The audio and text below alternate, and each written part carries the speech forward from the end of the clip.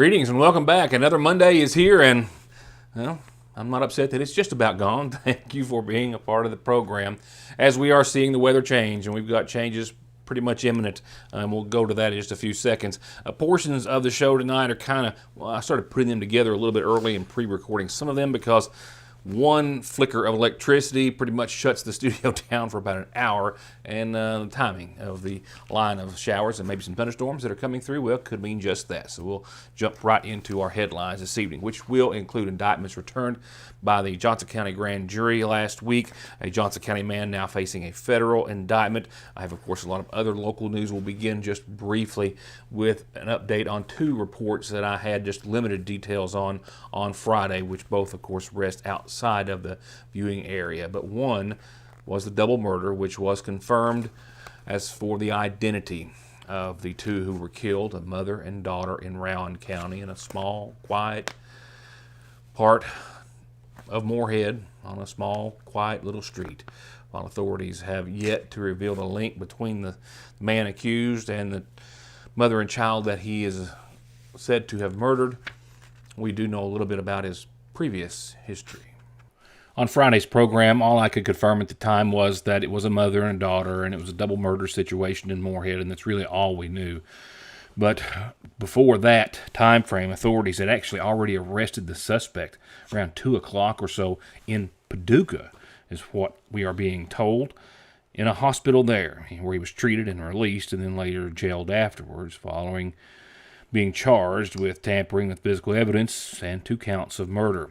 He killed, according to authorities, 37-year-old Kayla Blake and her 13-year-old little girl Kennedy. They were both found in their home after a co-worker of the mother's went to the home after she didn't show up for work. By Friday afternoon, 44-year-old Joshua Cottrell, seen here, was arrested. And as we have learned, this is not the first time he has been charged or jailed for murder.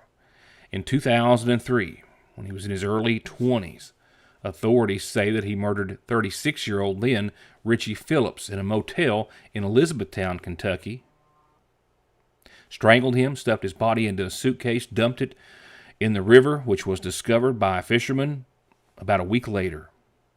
He claimed self-defense during the trial and was convicted to second-degree manslaughter and evidence tampering. He was sentenced to 20 years, and he got out in 2.5. And also in the Kentucky State Police Post 8 coverage area, one of 2 escapees who escaped an Ohio jail a week ago today, actually would have been technically a week ago last night and this morning, is still at large. A $10,000 bail or reward, has been offered by the FBI. He is considered to be armed and dangerous with at least 1 rifle and eluding authorities. More than a dozen different agencies, federal, state, local authorities searching for him in a very dense wooded area that is said to be around 1,200 acres in size, where he grew up as a child and is very accustomed and used to and knowledgeable about. He's been picked up on images from a trail camera in that area, and authorities are still urging everyone in that part of Mason County to be on the lookout, and potentially elsewhere. He was jailed in Ohio on attempted murder, I believe it was, charges for shooting a person in the chest for a murder-for-hire plot. I believe in Kentucky. I believe in Kentucky. I believe in small-town values. And Mom and Dad and the things they handed down. I believe some of the best people in the world are farmers. I believe in insurance that protects families, homes, and cars. I believe in always finding a way to do what you love. I am Kentucky. I am Kentucky. I am Kentucky. It's just the perfect spot to grab lunch, a snack, something sweet, pick up your meds, or have them brought to you curbside. It's your hometown Good Neighbor Pharmacy that's been proud to serve you and your families for over 100 years. And now on their already incredible menu, fresh baked goods from the Daily Bread. Frazier's Prater Drugstore, 349-3135. If you're watching the 6 o'clock show and wondering what you're going to eat when it's over, let me remind you, Monday's special at your Sayersville Lee's famous recipe, our country fried steak dinner, 2 big pieces of steak, our delicious gravy, 2 homemade sides and a biscuit, The apples are awesome with country fried steak and everything else, but trust me. And tomorrow's special is a 3-piece breast strip meal, 2 homemade sides and a biscuit for just $6.79 plus tax at your Sagersville Lee's. While often helpful, did you know that popular non-steroidal anti-inflammatory drugs like ibuprofen and naproxen and others increase your risk of having a heart attack or stroke, as well as other internal issues? And those risks are significantly higher with prolonged use and higher dosages. Find out all you need to know about common concerns and cautions and options when you stop by and talk to a Parkway Pharmacy pharmacist in Sagersville. SMB is proud to stand with you with what might be your very first and definitely last checking, savings, retirement, even Christmas Club account, along with consumer, auto, mortgage, business loans that you can easily manage from anywhere in the world with safe, secure mobile and online banking that comes from over 120 years of commitment to your financial life and well-being, today, tomorrow, and forever. Sagersville National. The case of a Johnson County man which has been bound over to a grand jury in Johnson County has now been, superseded by federal charges, federal porn charges, against the man who confessed to taping a teenager, a juvenile, for more than a year. 43-year-old Henry J. Richer of Lincoln Avenue in Paintsville was charged with production of child pornography and other counts, and he is still in the Big Sandy Regional Detention Center, where he is now the subject of federal charges again. He was already held on a $50,000 cash bond on the state case, which still is on the books, mind you. Nevertheless, this after a juvenile found images of her videos and pictures that he had admitted to authorities afterwards of capturing in a residence in which she was staying, we believe his residence or where he was staying as well, after hiding multiple surveillance or hidden cameras catching her in various states of undress, showering, and the like. All of which, again, he admitted to authorities after being questioned after they discovered the pictures, which they were shown to or told about by the victim, even finding a number of cameras that he had tried to remove and dispose of before they arrived at his house. To anyone who travels Kentucky 364 Rockhouse Creek here in Magoffin County, well, there's a closure tomorrow. You'll have to find another way around, specifically at mile point 3.6. The State Highway of Transportation says that that's less than 100 vehicles a day which travel this part of 364, but that's still a lot of folks to have to make sure that they're aware of the situation. The road is going to be closed at mile point 3.6 right there, as you can see right there, close to Jones Fork, between Jones and Hammond Fork. They're replacing a drainage pipe. They're going to start at 8 o'clock in the morning, hoping to get done at 4. This is about 1.2 miles east of the Morgan County line. No detour will be posted. Drivers can use 1081 and 3333 to get around, and this is also dependent on the weather, which could mean that it could be postponed. So keep your eye on it. That's about as good as we can tell you, because the weather, is changing. And on the topic of Magoffin County roads, I spoke with Magoffin Judge Executive Matt Wireman earlier today, and we've made arrangements to sometime, possibly, hopefully before the end of this week, take a look at a couple of ongoing projects. One, the short road, which will connect 825 and Painter's Lick in Magoffin County that I spoke to you about, and after an agreement was reached between both Magoffin and Johnson County officials to help residents in that area be able to get around the very steep hill when the weather is bad, rather. And then we're going to hopefully get permission and get a drone and get up in the air and take you to the construction of a new cross-country route of Route 114. Of course, that's going to link Prestonsburg and Magoffin County as part of the Mountain Parkway expansion project. From there, a number of indictments returned this past Friday by the Johnson County Grand Jury. One is in the name of a Morgan County woman who is facing a serious charge of manslaughter after a verbal situation became physical and resulted, authorities say, in the death of a woman. This woman, who was 75-year-old Robbie Sexton of Paintsville, Hallie Wright, with a last known address of Sellers Branch Road in West Liberty, was indicted this past Friday in Johnson County on a charge of manslaughter in the second degree for the incident that allegedly took place on January the 2nd of this year. It is then that the indictment says Wright, 23, of West Liberty again, became involved in a verbal altercation with Sexton, who was the mother of Wright's boyfriend. That verbal situation became physical, and at some point Wright is accused of shoving Sexton, her falling, hitting her head, and then passing away from her injuries the following day. And this was in 2024, January of 2024, not this year, as I misspoke a moment ago. I do not have any word that Wright has been arrested as of yet, but upon her arrest, she is ordered held on a $100,000 bond. Scotty Marshall, 39, of Sagersville, was named in indictments for assault in the third degree of a police officer, being a persistent felony offender in the first degree, fleeing and evading police in the third degree, resisting arrest, and disorderly conduct. This goes back to an incident back this past November after police were called to the Paintsville Walmart after a reported shoplifter. And when they got there, they found him standing inside the security office, and after which he tried to flee police, ran out the store, tried to get in his vehicle, and then brandished a knife and put it or placed it in the direction of officers before he was tased and arrested on the same charges for which he has been indicted.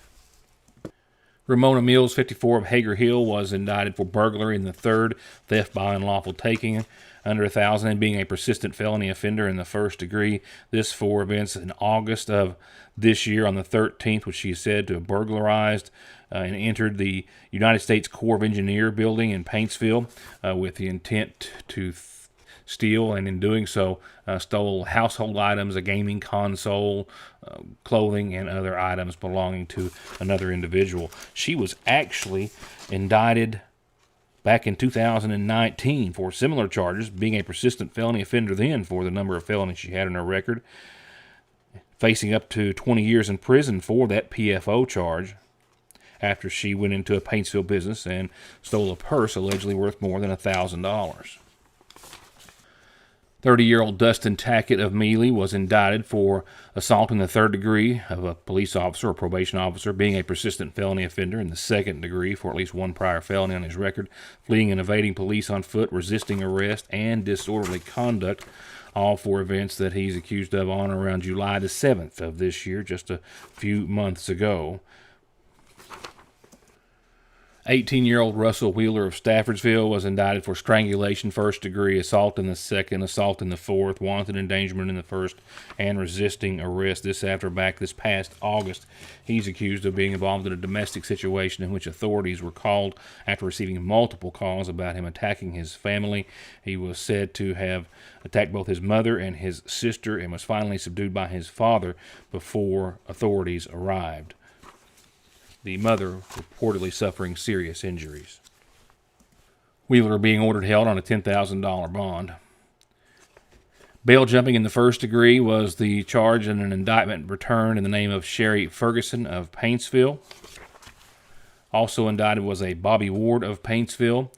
Bobby Ward indicted for possession in the first, methamphetamine, operating a motor vehicle under the influence of alcohol or drugs, insufficient headlamps, and operating on a suspended or revoked driver's license.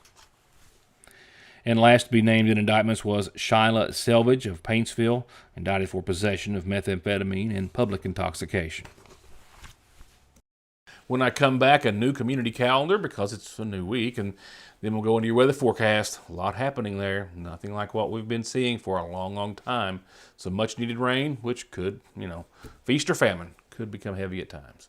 Atrial fibrillation is one of the more common rhythms we see. AFib is an arrhythmia of the heart where the top part of the heart is beating erratically and out of sync with the bottom part of the heart. The electrophysiology service is made up of a team of healthcare providers, and that includes an electrophysiology lab where we're able to do procedures to help repair heart rhythm problems. When a patient becomes heart rhythm free, it can really restore their life.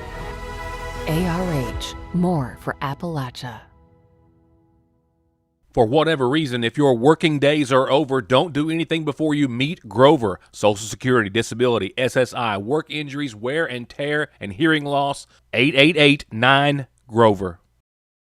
At Big Sandy Healthcare, every patient is seen as an individual deserving of respect, compassion, and top quality care. For us, it isn't about who they are or where they come from, but about the dignity and the care that they deserve. Our commitment goes beyond simply treating diseases. We tackle food insecurity, transportation problems, and other barriers many of our patients experience that hold them back from living fuller, healthier lives. At Big Sandy Healthcare, that's what sets our organization apart. Don't let the colors and shades and styles of the season escape. New must-see arrivals are at the seasonal shop. Already famous for their most cozy of home decor, and now for ladies' fashions too. Business, casual, a night out, they have you taken care of. And when it comes to a night in, the shop has gone all in on their sleepwear selections that are even more comfortable than they are already classic. And don't forget bridal and baby registry at the shop, the seasonal shop in downtown Sagersville.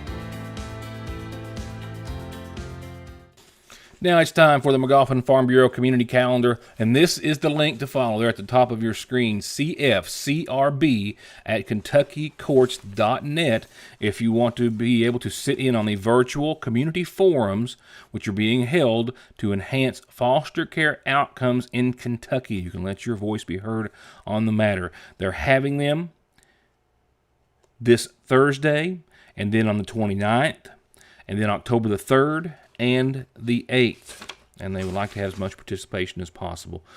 The Kentucky Citizen Foster Care Review Board, CFCRB at kycourts.net. I'll leave this in the calendar for the next few nights. I know it's when you have addresses like that, it's hard to remember or write them down real quickly, so we'll make an effort to make sure everyone can get that if they so want to be there for one of those Zoom sessions.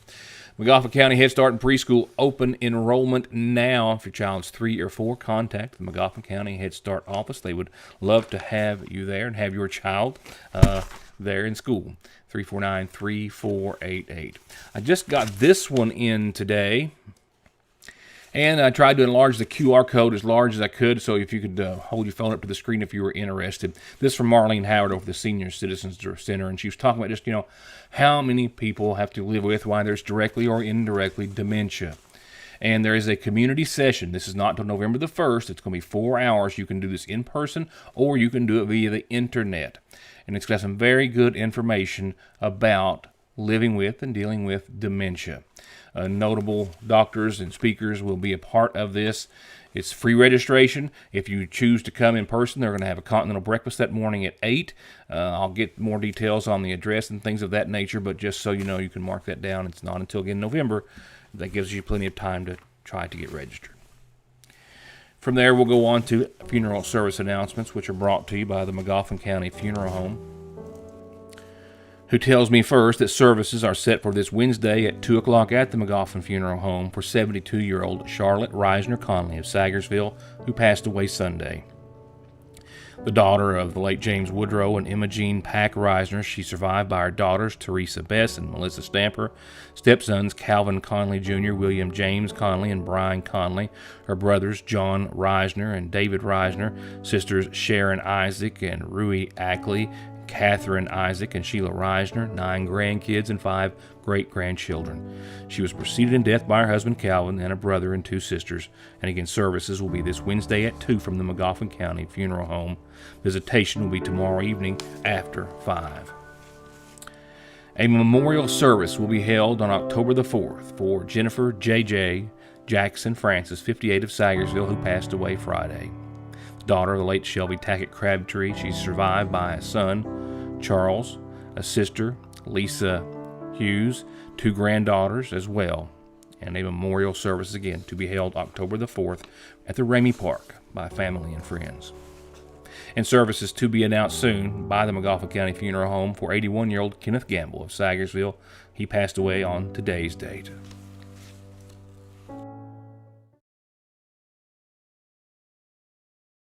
Welcome to the best sales, the best service, and the best selection in the viewing area and Eastern Kentucky. It's Conley Tire in Staffordsville, where they have big specials on big name brands every month. And as always, brake jobs, oil changes, computer diagnostics, and 6 months no interest. Conley Tire in Staffordsville and conleytire.net. One name, one call, one ultimate solution to your heating and cooling, sales, 24-hour service, and installation for home, commercial, boilers, chillers, and VRF systems. With over 15 years of experience and now based right here in the viewing area, Ultimate Air, 496-6651. Johnson Central High School stands alone in providing the most college and career programs of study in one building throughout the entire state of Kentucky. This includes pathways in everything from the medical field to engineering, telemedia, welding, agriculture, and even aviation. And that's just to name a few of the 32 different choices. Work has also been started on a brand new state-of-the-art high school. So now is the time for your child to experience the power of opportunities in Johnson County School. Youth. Experience. Modern solutions to modern problems. Proven solutions to legal problems. An emerging face in the courtroom. A known presence in the courtroom. Together, we are multifaceted. Together, we will do right by you. If you are having any legal issues at all, just relax and call Max. If a car wreck is causing you pain, just pick up the phone and call Donald Wayne.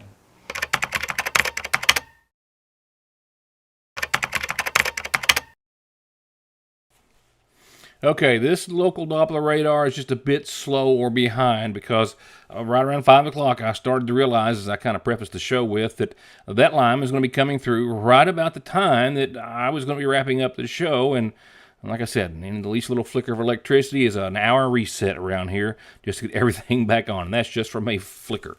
So this was what I was expecting to have roll through right about the 6:30 time frame, and I got that one pretty close.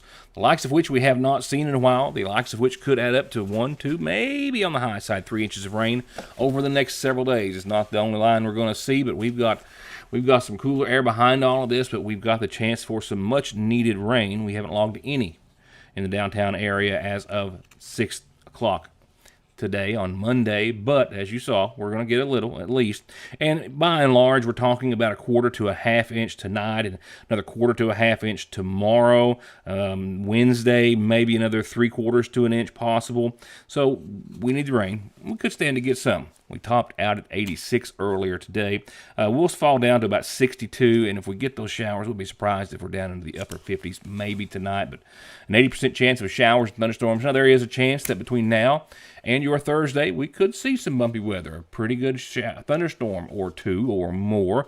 We'll monitor that as we go, but as you see, you're not going to see, we don't think, much sun for much of the week. And we're going to see, as a result of this front coming through, 70s tomorrow and Wednesday in the upper variety, not so much on your Thursday.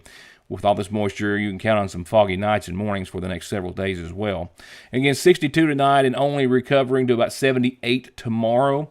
Again, fog, clouds, showers. An 80% chance of some showers and storms, not just tonight, but tomorrow, Wednesday, and into your Thursday, with temperatures Thursday dipping down into the low 70s and then hovering there again as soon as the page flips here on into your Friday as well with about 74 or so. Friday, though, does see the clouds part and a little sunshine return.